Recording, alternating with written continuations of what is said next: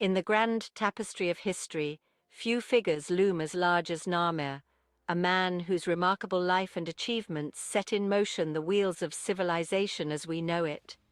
Today, journey back with us to the era when the world was just beginning to awaken, to the dawn of the pharaohs over 5,000 years ago. The pre-dynastic period in Egypt, a time when the fertile lands along the Nile were divided into two distinct regions, Upper and Lower Egypt.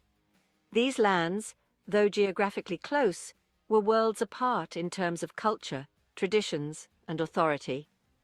This was the world into which Narmer was born, a world ripe for change, a world on the cusp of unity. Details of Narmer's early life are shrouded in the mists of time, but what is clear is that he was born into a world of power and privilege. As the heir to the throne of Upper Egypt, he was groomed from a young age to take on the mantle of leadership, to navigate the complex political landscape of his time. As a young man, Narmer ascended to the throne and inherited a kingdom. But this was not enough for the ambitious young ruler. He saw beyond the borders of his own kingdom, to the rich lands of Lower Egypt, and he dreamed of a united kingdom, a single Egypt under one ruler. The path to unity was not an easy one. It required strategy, diplomacy, and, when necessary, force. But Narmer was equal to the task. He led his armies into battle, his eyes fixed on the prize of a united Egypt.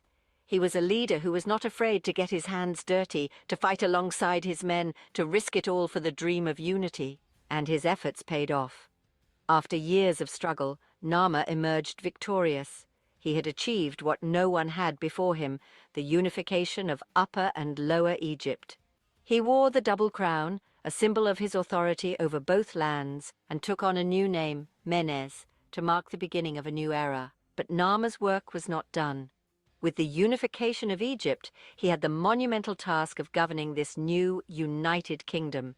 He established a capital, Memphis, at the strategic point where Upper and Lower Egypt met. He set about creating a centralized administration, introduced standardized forms of writing and measurement, and laid the foundation for what would become one of the greatest civilizations in history. Narmer's reign, however, was not to last forever. His death, like much of his life, is shrouded in mystery. Some suggest he was killed by a hippopotamus, others that he lived to a ripe old age and died peacefully. Regardless of how he met his end, there is no denying the impact he had on Egypt and the world. In the grand scheme of history, Narmer's life was but a brief moment. But in that moment, he changed the world. He united a divided land, laid the foundations of a civilization that would endure for thousands of years, and set in motion the wheel of history. He was Narmer, the first pharaoh of a united Egypt, a man whose legacy continues to echo through the ages. In the annals of history, Narmer's name is etched in gold, not just as a ruler, but as a visionary, a warrior, a unifier. His life and achievements are a testament to the power of ambition, the force of will, and the enduring allure of unity. And so, as we journey back to our own time, we carry with us the story of Narmer, a story of unity, of power, and of the indomitable spirit of mankind.